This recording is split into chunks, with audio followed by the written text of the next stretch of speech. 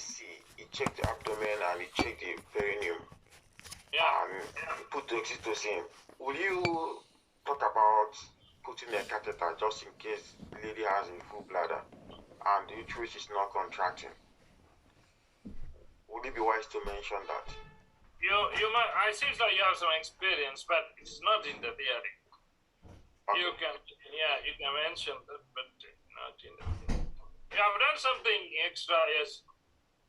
And balloon, things like that, yes. Yeah, that is balloon technique and all, but yeah. Yeah, but it's not really important. No, this is more than enough, but yeah. Okay, so far, the last one with ABCD approach is hypoglycemia. So this recommendation is all the things you said at the end. Recommendation is all the things you said at the end. Yeah, that is the recommendation. I started like, okay, what I recommend is, my recommendation is that if somebody just follow, they will know what is recommended. Right, what you're planning to do, everything you manage, okay, after ABCD assessment. Right, next one is hypoglycemia, 259, yes. Yes, Doris. Yeah, thanks so much for the lecture. I just want to confirm something. Is it at C, we check the abdomen and genital area? Yeah, I said C. I mentioned C, if it's a bleeding related, okay, after you putting the cannula, giving the fluid, you continue with the abdominal examination. All right, thank you, sir. One quick question, please. Yes. When we examine the chest, do we just do the inspection as part of breathing when we examine the chest, or should we do all the other palpation, percussion, auscultation steps as well? You do everything. What is I mentioned like 3-4 times. Yes, you do inspection, palpation, percussion, auscultation. Just give me a second. All right.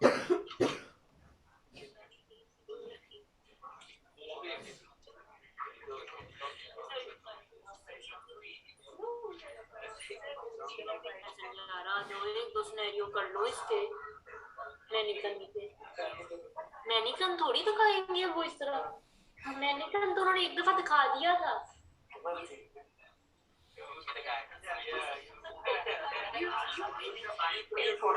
मेरा सवाल ले ही नहीं रहा मैंने क्या करनी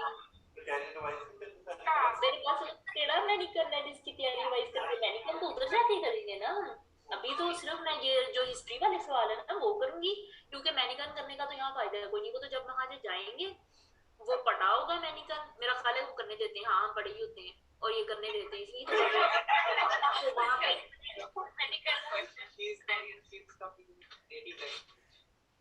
I might be teaching someone. Okay, do hypoglycemia. Okay. Yeah, your question, what's your question?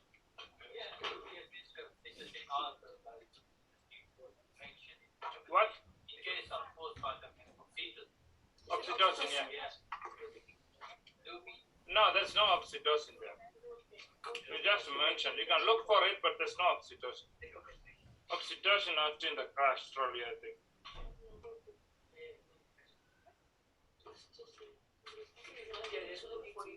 In the past, the nurse used to ask how to give oxytocin, how much. In the past, I told you there's a nurse used to be there. They will ask you the questions. So they check that whether it's given in units and IV medication.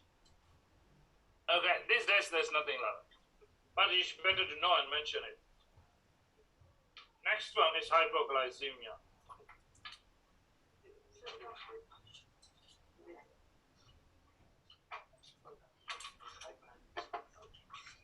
F2 in the acute medical unit.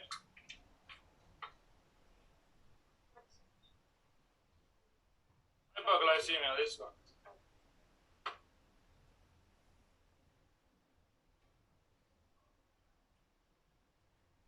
And your patient is a 75-year-old man has become unresponsive. You have been asked to review the patient.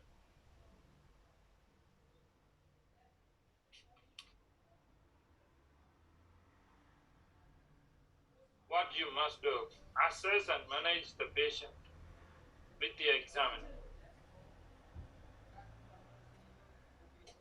The special note to explain everything you are doing to the examiner. And patient missed the breakfast this morning. It is a clue. Okay, patient missed the breakfast. Who could have a problem? Miss the breakfast. Every day. You miss breakfast every day. You don't have a problem. You don't go and rest. Yes, you don't respond in the class. Right. Right. So what is the setup? Is in the past the patient never speak in this scenario. Okay, never. But nowadays patient is becoming a little bit conscious. Okay. Yeah. So what is the setup? You'll have a glucometer, the table I have shown to you. You'll have a glucometer. Glucometer and the lancet and the strips. And also you have different IV fluids with different concentration of dextrose, 5%, 10%, 20% dextrose, small packs. You'll have a glucose tablet as well. Okay. So in day 14, I left a scenario telling you that, this is the same scenario. Yeah. It's the same setup. Okay, same setup. There you'll have a human being. But in that scenario, patient is talking a little bit awake. That patient scenario didn't come for like 2-3 years because it's human-to-human interaction. It didn't come.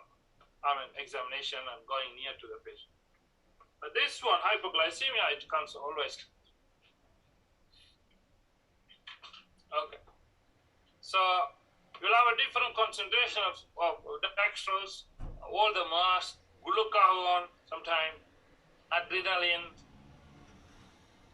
all this setup.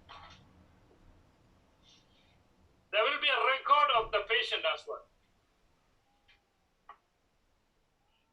What is the special note? Explain everything to the examiner. So 2 places they are mentioned to you, need to run a comment. You understand? Yeah, when you do an ABCD assessment, they are asking you to explain what you are doing. Don't stand there. Okay, speak while you do things. 2 scenarios, they are given you clue. Okay, so it is clear, but it's the same setup in any other exams. Okay, acute assessment is like this. Right, good. There will be a patient's record. Admitted with a lower respiratory tract infection 4 days ago. Past medical history, hypertension and diabetes.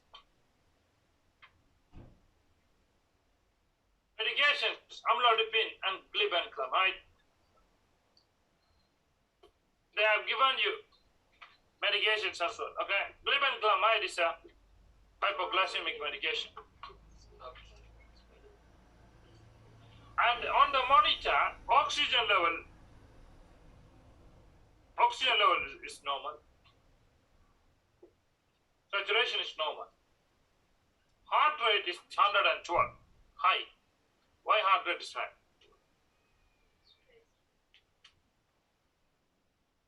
Why is that?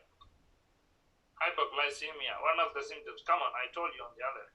Again, increasing the heart rate, palpitation. Blood pressure 149/90. Temperature 37.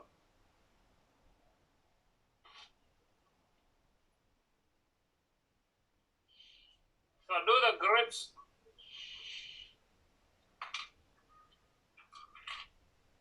Call the patient, there is no response. So I told you already, if there's no response, what you need to do? Okay, you need to tell, you don't really open the Tokyo American's mouth, okay? You need to just say, go near and try to demonstrate that this is what you want to do. Would like to open the patient's mouth and check the airway and place an oropharyngeal airway. First you mention patient is not responding. So therefore, I would like to check the airway. Okay, and place oropharyngeal airway. You are only trying to do oropharyngeal airway at this some point. Okay, but examiner will tell you there's a nasopharyngeal airway in place. Do we need to say thank you to the examiner? No need in here. Okay, this is a kind of drama he has to participate.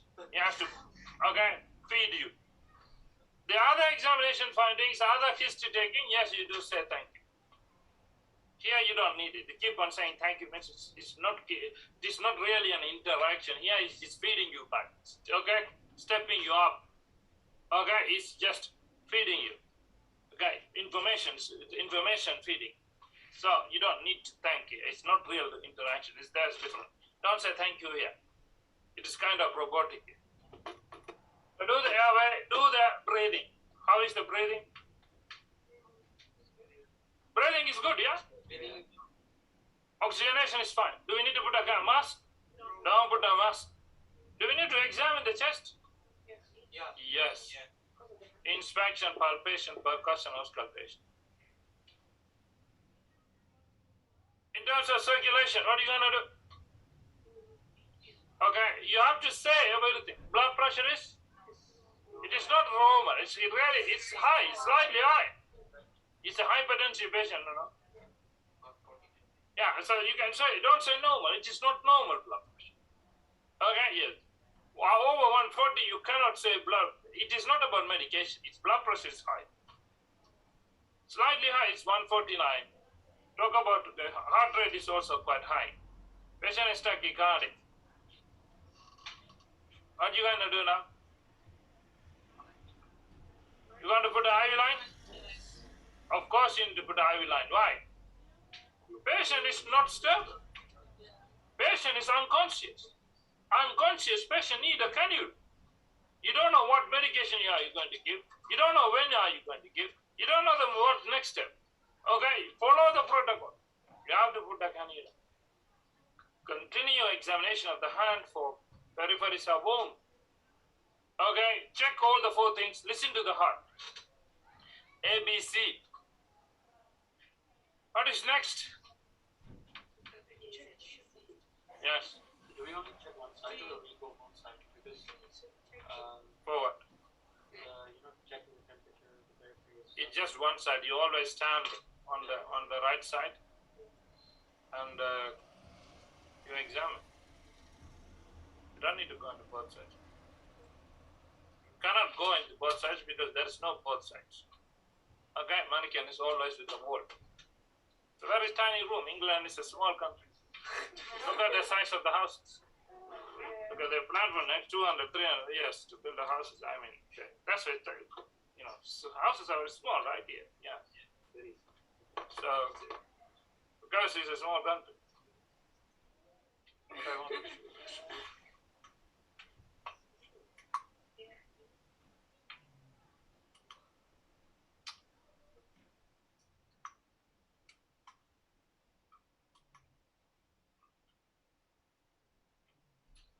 So what is next?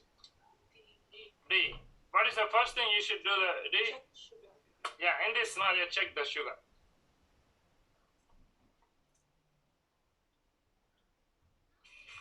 How to check the sugar?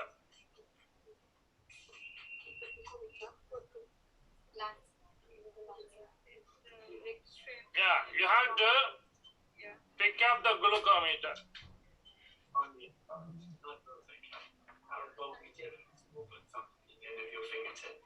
Does that sound all right? Increase the volume on the tube. Can I just ask you, whilst you wash your hands, I'll just assemble my equipment. So you need to know how to do blood sugar. Okay, as a doctor, if you don't know this, it's not good. So you need to take a strip. Look at the strip.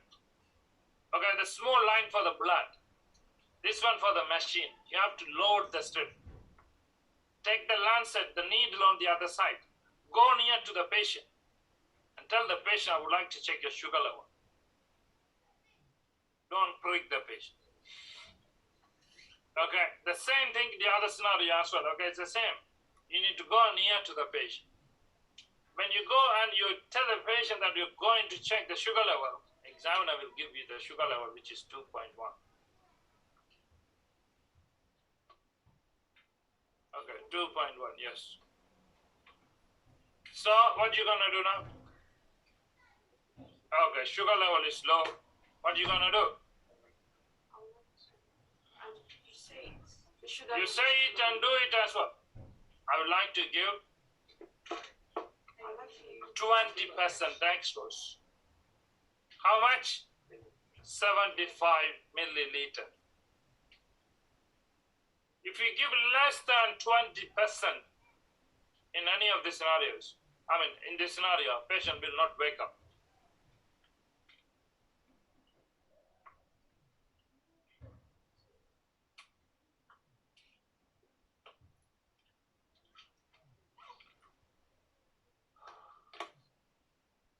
Okay, we want to give this.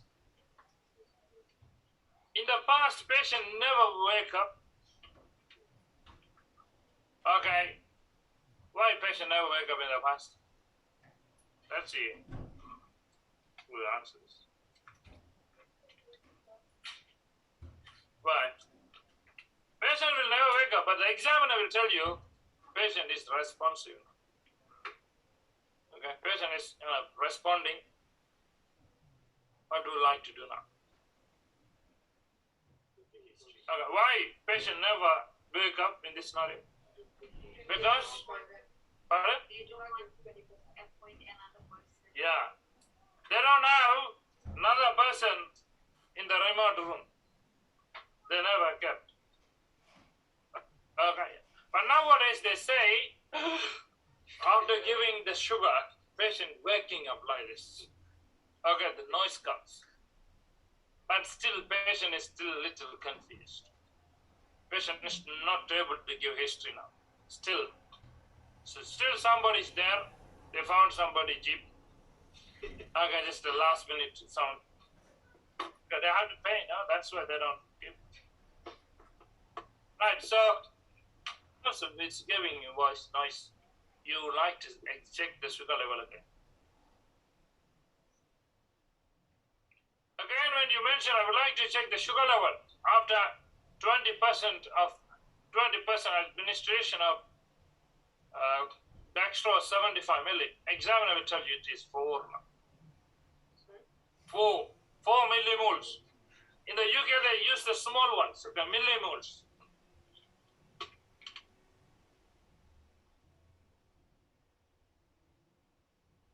It is 4 now. Patient is responding. What will you do? Management. You tell, first I would like to read the patient's notes. Okay, you can mention patient notes mention that patient may skip them in. I would like to find out the past medical history. You pick up the notes and read it. There's a past medical history, patient is on a medication. Seems like patient is diabetic.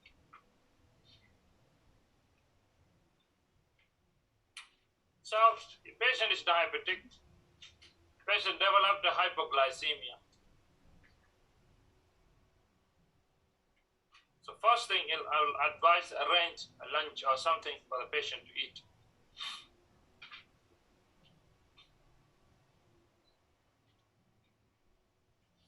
First thing.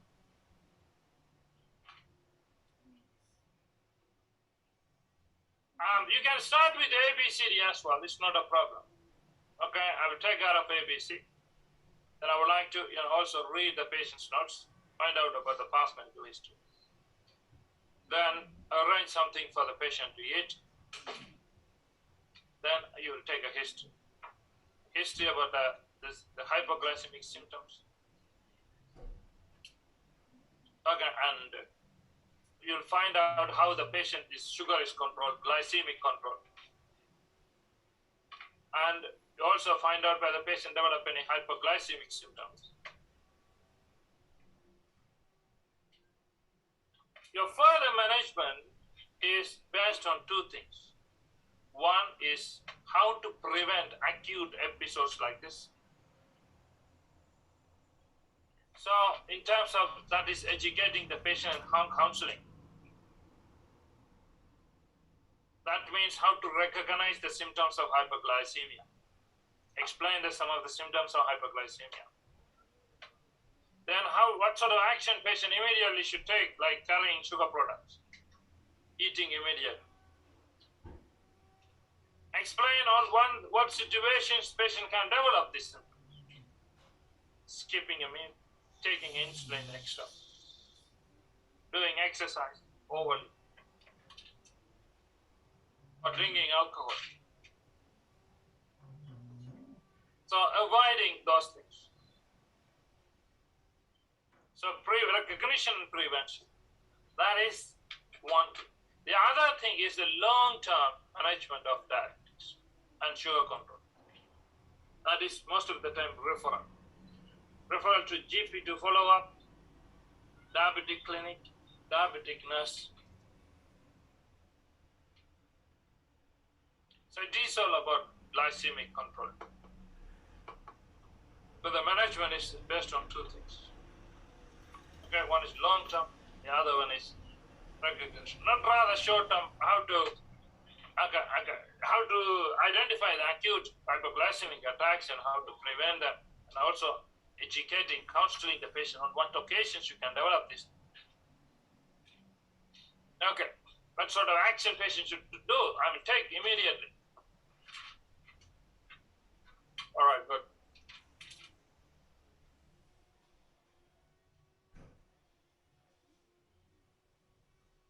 Yeah, done with all the unstable patients, which is ABCD approach. It's very easy.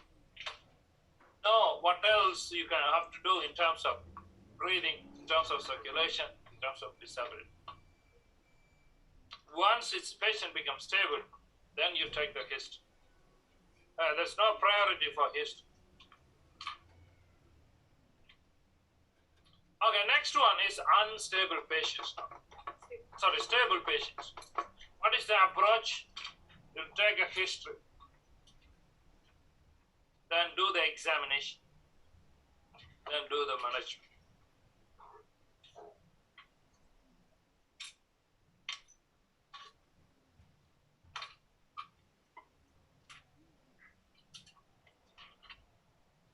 Okay. But initially, a little bit of talking medical part. You call the patient. Okay. As a patient, I understand, like you're not feeling very well, or you have been brought by an ambulance. What is exactly bothering you? Ask the main problem. Then excuse yourself and look at the monitor.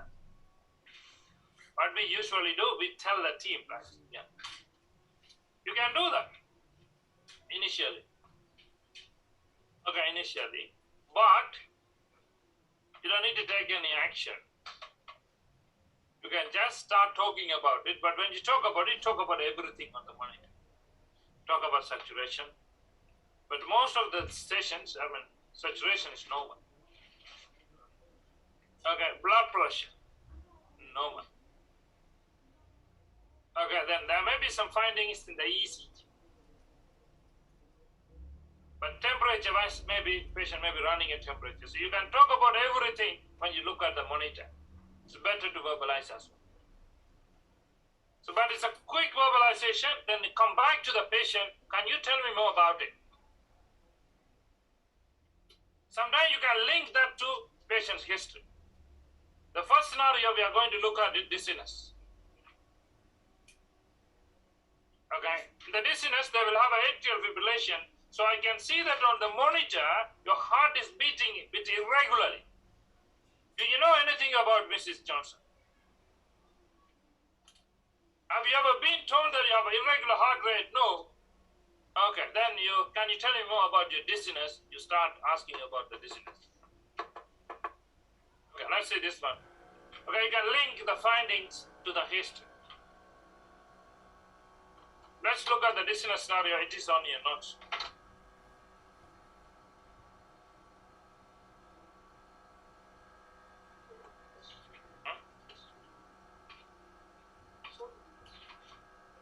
Question. This one.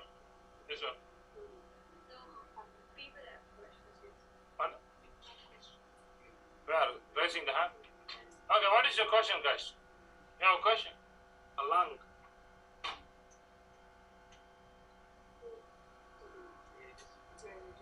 Accidentally, their children pressed their phone. Okay, in the anaphylaxis scenario, I just came across this question I didn't answer. During that somewhere when you do assessment, when you treat patients, you ask the doctor, am I going to be okay? What are you going to say?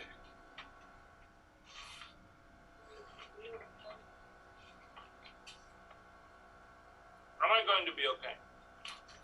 They're trying their best to make sure that you are. So that means you are not sure. Yeah. It's difficult to say. If someone asks you, answer rather than you doing what, mentioning what you are doing. Person asks you, am I going to be okay? Answer can be the yes or no, maybe I don't know. Okay, there can be any of these four answers. Either yes or no, maybe I don't know. What are you going to say?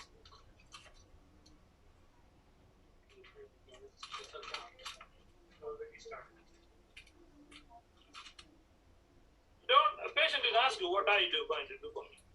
Patient asks you, how am I going to be okay? You are starting what you are. This is what happens with when they ask questions. Answering question is quite important because that is your last impression before examiner gives you marks.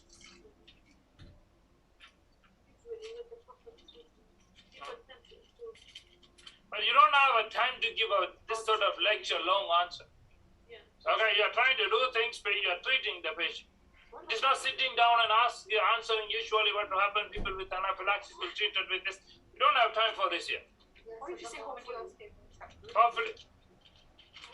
Oh, before, yes. You are afraid of giving false hope, yeah? In this scenario, if patient asks you, am I going to be okay? Tell the patient you are going to be okay. Okay, patient has to fight. Don't worry, patient dies. Patient is not going to come and you told me I'm going to be okay. Look at me now, I'm the ghost. Okay, it is not going to happen unless you have some paranoia. Okay, no one is going to ask you anything. Patient has to fight. You need patient's own sympathetic drive. Okay, that's stamina. Patient also has to fight there. Okay, tell the patient, okay, yes. You are going to be okay. Don't worry. We are going to give you. Be okay. We have started treating you. This is what happening with you. You're going to be okay. In this scenario, it is not everywhere. Am I going to be okay? So okay, you are going to be okay. Okay, depends on the situation. Depends on the fact. If say patient asks you a hypothetical question, first you need to get your facts right. But hypothetical answer questions to hypothetical questions are either yes or no, maybe I don't know. But when you answer, you don't answer any of this directly. You don't say no. Okay, well, then okay, you may get it may not be true, or it may be, you may not be able to. Okay, if it is yes, you should be able to. Okay, yeah. If I don't know, never use the phrase I don't know. You shouldn't use even in your normal life. What is the replacement for I don't know? I'm not really sure. If someone asks you, okay, where is the post office, you should say, I'm not really sure. You don't say I don't know. If you say I don't know, that is not polite, and why are you asking me? Do I look like somebody, yeah. Yeah. Okay. So never say I don't know. If you don't use I'm not really sure. That's how we get a polite English person to say I don't know. So I'm not really sure exactly what is wrong there. What is the last one? Difficult to say. Okay. So that is maybe. Okay, yeah, 50-50% it's quite difficult for me to say. But good. Okay, my wife is going to say in the post-operative bleed, for example. Our answer is difficult for us to say because the bleeding is quite large and, she's in a critical condition. Okay, yes. It is difficult to say Okay, however, the doctors are trying to stop the bleeding. There is a hope. Okay. Dizziness. Stable patient. F2 in the emergency. A 60-year-old lady was presented with dizziness. She is being represented with high fidelity Tokyo mannequin. Sometimes they tell you inside is a mannequin. Assess the patient. Give your findings to the examiner. Discuss the management with the examiner. This is patient information. History, you have been feeling dizzy for the last 6 months. This time, you collapsed at the gym while doing some exercise. Therefore, you have been brought by an ambulance. You don't have any past medical history. You don't have any other significant medical problems. You are a retired teacher. Approach. When you look at the monitor, this is what you're going to see the monitor. Heart rate is high, which is 135. It may vary. It go up and down. Okay, blood pressure. Saturation is okay. Blood pressure is okay. Patient will have this ECG. What is this ECG? Okay, like this, atrial fibrillation. Okay, irregular rhythm. There is no P waves. You will have atrial fibrillation in 2 scenarios. One of this one is acute limb ischemia. Implanted. Okay.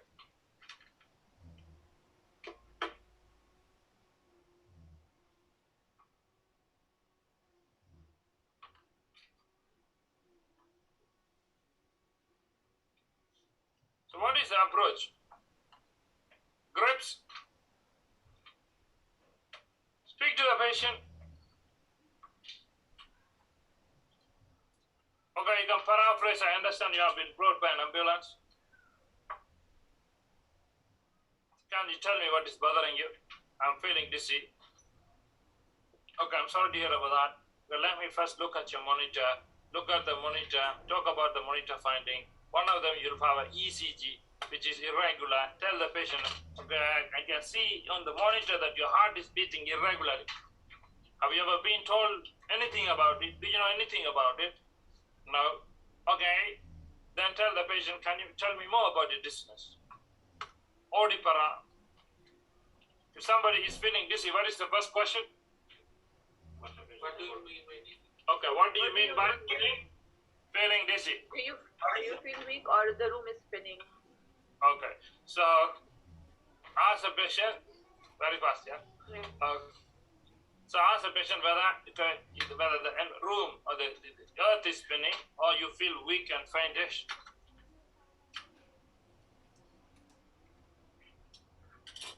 Then you do the Odipara. Let me check. So do the Odipara.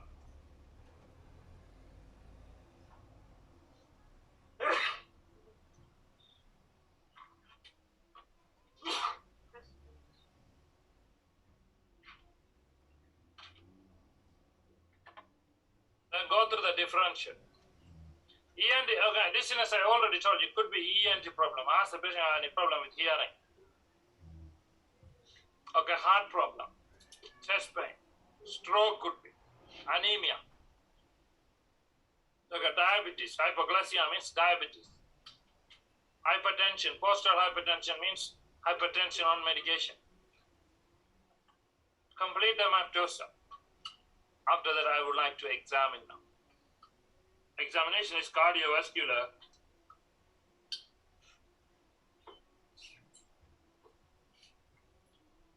Okay, cardiovascular. You start with the hand, checking the hand. In terms of cardiovascular, look at the palm, look at the nail, and check the pulse. Look at the eyes, look at the mouth, and the chest. Chest examination, cardiovascular, respiratory combined. So inspection, palpation, percussion, auscultation. Auscultate for lungs and auscultate for heart. So when you do the pulse, it will be irregular. When you listen to the lungs, you'll have two sounds, abnormal sounds in this one. One crackles, ghost crackles, at the base of the lungs. The base of the lungs, where you hear the crackles,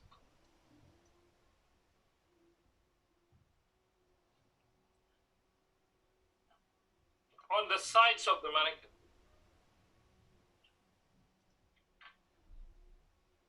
Okay, on the sides of the mannequin.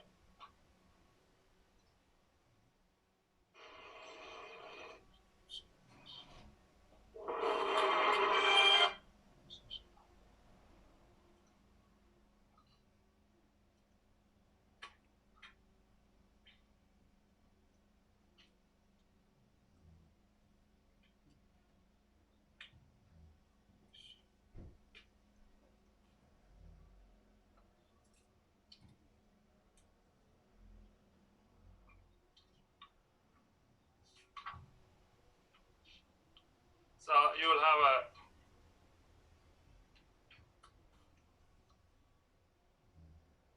crackles on the sides. You will record the sounds in your head. You're going to really listen this one in your ear. Where will be? That will be on the sides of the lung. You cannot examine the back for the mannequin. So base of the lung or the sides of the lungs.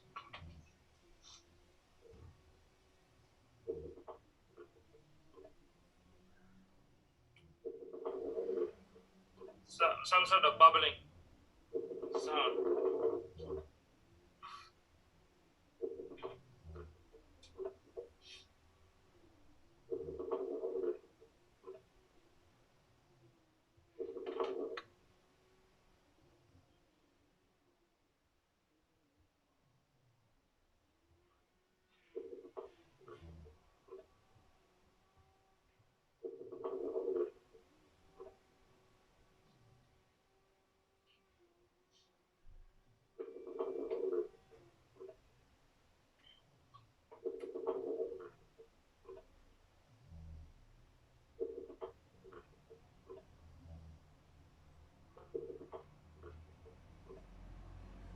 The next thing you will hear is pan-systolic murmur in this scenario on your examination.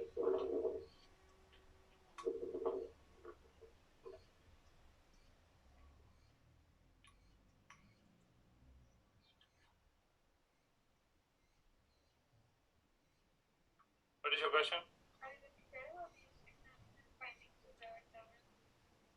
Wait a second.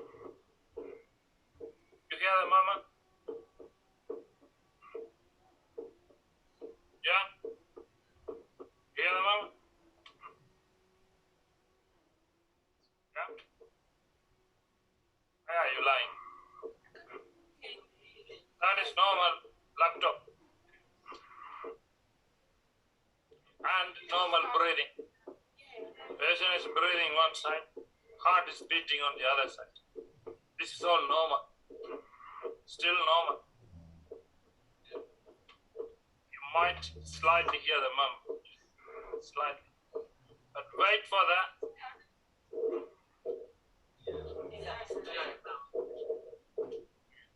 You hear? Register this sound in your head.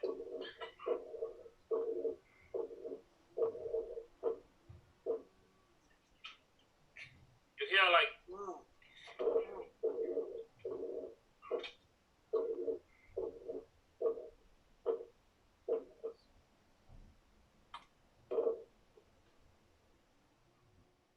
so at the mitral region, you hear the murmur.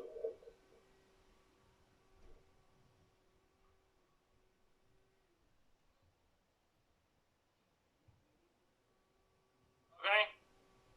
So if you hear the murmur at the mitral region, what you gonna do? Look for radiation. Ask the patient to rotate. Even though mannequin is not going to rotate, you try. Check for radiation. Give instruction where how to hear murmur. Okay, ask the patient take a deep breath in and breathe out and hold. You need to demonstrate how to hear the murmur properly. It's an exam. It is not you got the murmur and got the dive. It's not an MCQ. Okay, it is not an MCQ. It is demonstrating your practical skills, your knowledge. So that's it. After that, the heart examination is done. You can check radial to radial delay if you want. Then check the angle. Why angle? Pedal edema. What is next one? What is next? What is your name? Mahi. Mahi. Yes. What is next now? We'll go to the disability. What difficult? Disability. Why are you completely disoriented? Are we doing ABCD here? What we did? Here is examination, so we'll be going towards the management. What is the management? I asked you what is the next step.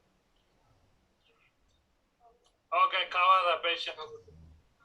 What is that? Thank the patient. What is your task here? We don't know, go and read the task again. Discuss management. Before that, give your findings to the examiner. If you don't give the findings, you will fail. How many findings there are, Mahin? Just plan and say. Okay, how many findings there? I need the number. On heart, there was irregular pulse of 8.8 millimeters. And there was a pan-systolic murmur was heard. So the patient was asked to take deeper and was checked again by rolling. And there were crackles which were heard at the base and the sides of lungs. And there was ankle edema. There's no ankle edema, you checked, but... Yeah, checked, right. How many findings? 3 findings.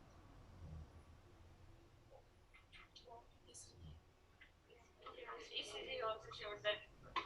What's your name? Gracia?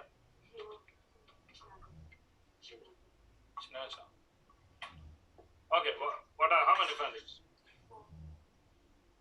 4? What are the fourth? What is the fourth? ECG? Only that?